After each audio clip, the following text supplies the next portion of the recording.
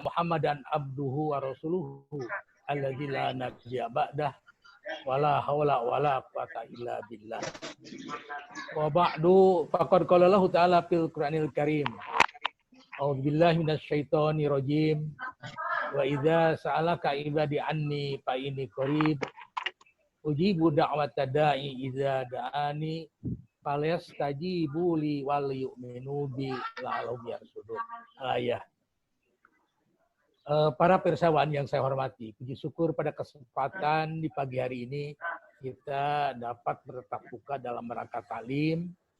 Maka pada kesempatan ini saya akan sampaikan kenapa Allah memerintahkan kita saum, dan inti saum ini adalah apa yang harus kita ini gali. Saya adalah untuk berpikir merenung kenapa Allah Subhanahu wa taala memasukkan ayat Al-Baqarah ayat 186 masukkan ke dalam ayat saum. Yang tadi saya sampaikan, wa idza sa'alaka ibadi anni, tatkala bertanya hambaku tentang aku, fa ini qarib, maka katakan semua punya ini dekat. Ujibu da'wata da'i, akan mengabulkan doanya orang yang berdoa. Idza da'ani, apabila ia berdoa kepadaku. Fal yastajibu li, dalam mereka berijabah kepadaku. Wal yu'minu bi, dalam mereka beriman kepadaku. Lalu yarsudun, mudah-mudahan mereka mendapatkan petunjuk.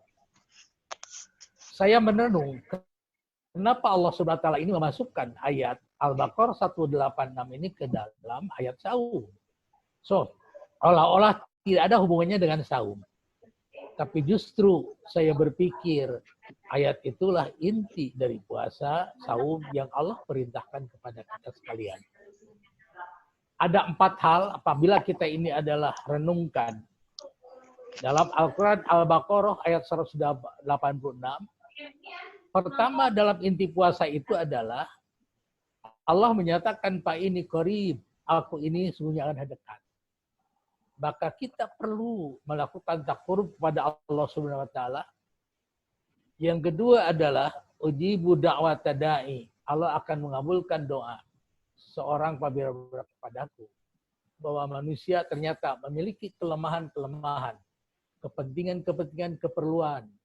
Allah Maha Kuasa. Disitulah kita sampaikan di saat-saat bulan Ramadan untuk memenuhi hajat hidup kita, keinginan-keinginan, harapan. Yang ketiga adalah fal yastajibu li, dalam mereka beristijabah kepadaku, maka merupakan respon dalam mereka istijabah kepada Allah, melakukan segala perbuatan-perbuatan yang Allah dan Rasul perintahkan kepada kita, dan kita sanggup siap meninggalkan larangan-larangan yang Allah Rasulnya kita sampaikan pada kita. Kemudian yang keempat, wal yu'minu bi, dalam mereka beriman kepadaku, maka peningkatan keimanan. Jadi di bulan Ramadan itu ada 4 yang harus kita ini adalah lakukan, penuhi.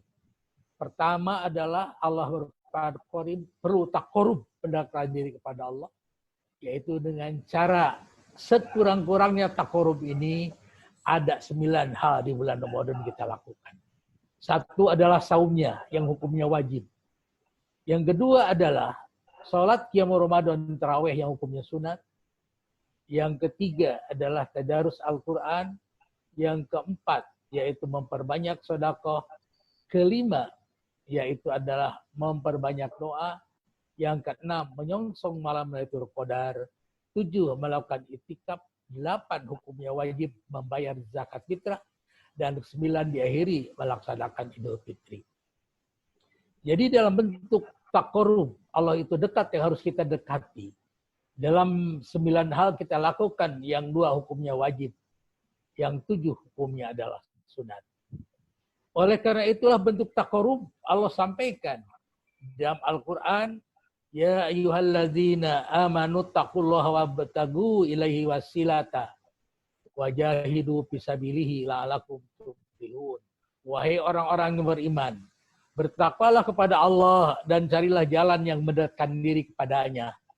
Dan berjihadlah pada jalannya supaya kamu mendapatkan keberuntungan. Jadi kesempatan taqarrub di bulan Ramadan ini adalah penting penting sekali. Semampu kemungkinan 9 hal yang kita lakukan ini adalah bisa saat Ramadan itu, baik yang wajib maupun adalah yang sunat. Sebab Imam Bukhari mengatakan dalam bentuk taqarrub, dan tidak seorang hamba mendekat kepadaku, wa ma taqarrubu ilayya abdi bisyai'in, yang lebih aku cintai daripada apa-apa yang telah aku pardukan kepadanya. Hambaku terus-menerus mendekati kepadaku dengan ibadah-ibadah sunnah, hingga aku akan mencintainya. Bila aku telah mencintainya, maka aku pun menjadi pendengarannya yang ia gunakan untuk mendengar, menjadi penglihatannya yang ia pakai untuk melihat, menjadi tangannya yang ia gunakan untuk berbuat, dan menjadikan kakinya yang ia pakai untuk berjalan. Bila ia meminta kepadanya, aku pun pasti memberinya. Dan bila dia meminta perlindungan kepadaku, aku pun pasti akan berikan perlindungan. Dalam hadis, yaitu riwayat Bukhari. Oleh sebab itu, para hadirin yang berbahagia, dalam melaksanakan yang kedua adalah bentuk inti ibadah itu adalah dari diri kita, manusia yang hina dina, banyak kelemahan-kelemahan di hadapan Allah. Maka kita harus memperbanyak doa, karena sudah jelas doa yang sedang saum dikabulkan.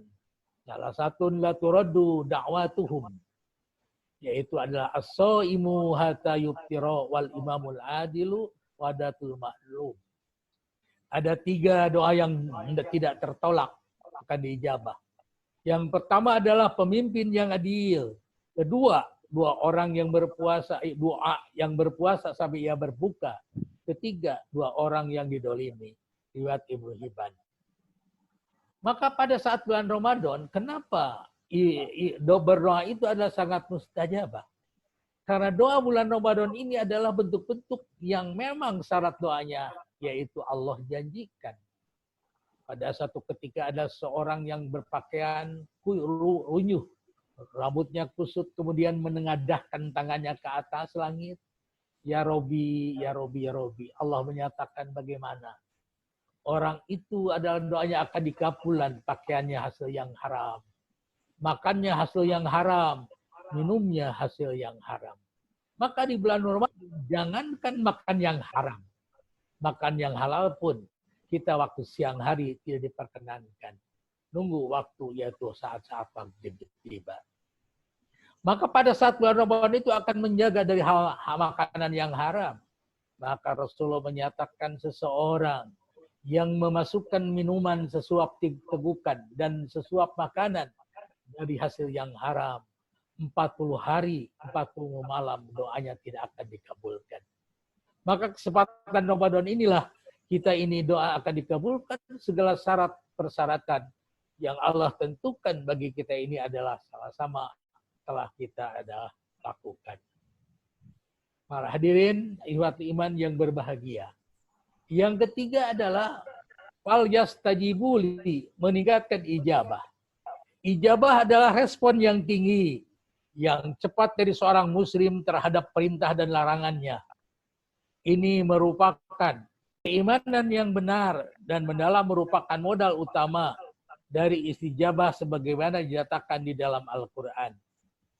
Ya ayyuhalladzina amanu istajibu lillahi walirasuli idza da'akum lima yuhbikum wa'lamu annallaha yahulu bainal mar'i wa qalbihi annahu ilaihi tusarun. Al-Anfal.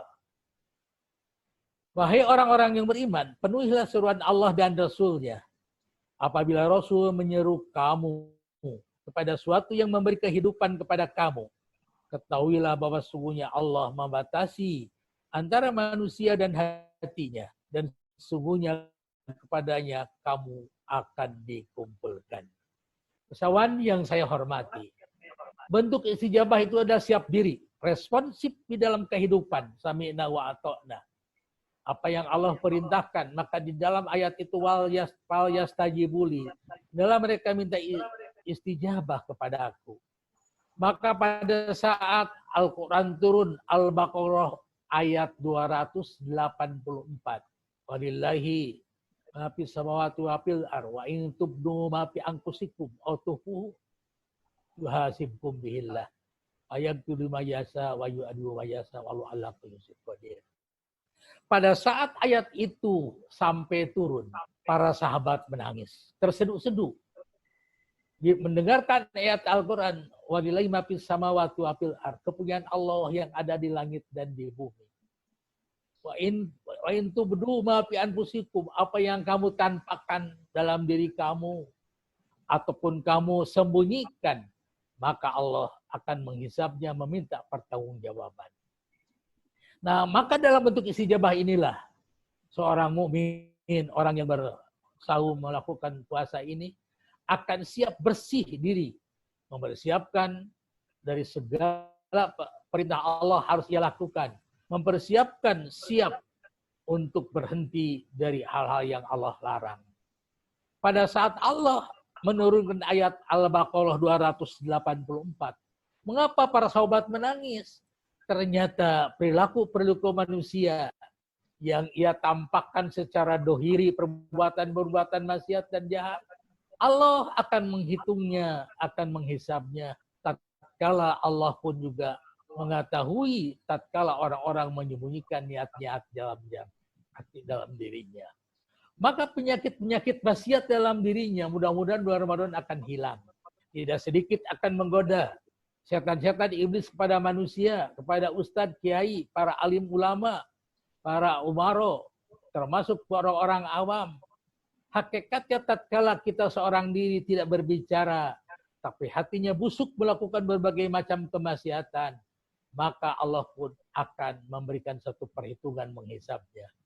Seperti iri hati dengki pada orang lain, tidak senang orang lain mempunyai nikmat, punya milik, dia merasa diri lebih hebat, memiliki kesombongan dan takabur, dia merasa paling bisa melakukan perbuatan, orang lain pun tidak.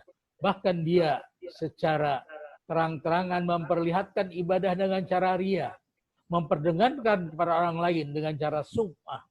Maka perilaku-perilaku ini adalah perbuatan jahat yang akan menghilangkan pahala-pahala kita. Orang yang dengki dalam hatinya, tidak senang orang lain mendapatkan nikmat, mendapatkan kemuliaan, mendapatkan kedudukan, ingin sirna dan hilang. Fa'inal hasada, sesungguhnya kedengkian itu, yaitu takul hasanat, akan memakan kebaikan. Kama takulun narul hutoba, sebagaimana kayu bakar, yaitu adalah memakan kebaikan. Ini barangkali yang bisa sampaikan. Yang terakhir, maka kita meningkatkan iman kepada Allah Subhanahu wa Ta'ala. Maka dalam istijabah inilah sami'na wa ata'na, mereka berkata, kami mendengar, kami taat.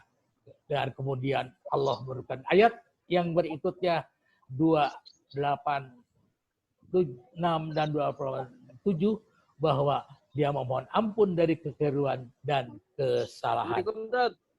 Ya. Baiklah, barangkali sudah 30 menit untuk sementara waktu kami sampaikan. Mudah-mudahan bahan dapat direnungi.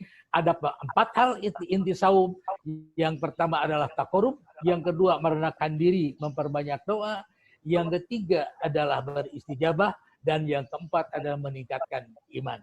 Demikianlah untuk sementara. Aku qouli hada, wassalamualaikum warahmatullahi wabarakatuh.